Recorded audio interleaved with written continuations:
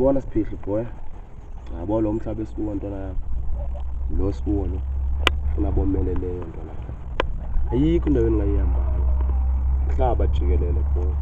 Khangelana nempilo engcono. Uku ifumana ntwana. And basuopho uthemba umuntu ntwana yami. Ubona uthemba umuntu. Umuntu angakulahla nani.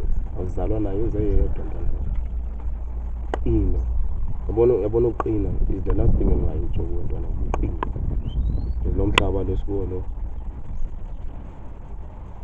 Hayi ntwana yami. Hayi lo esikuwo lo. Hayi. Kodwa ke kuzolunga.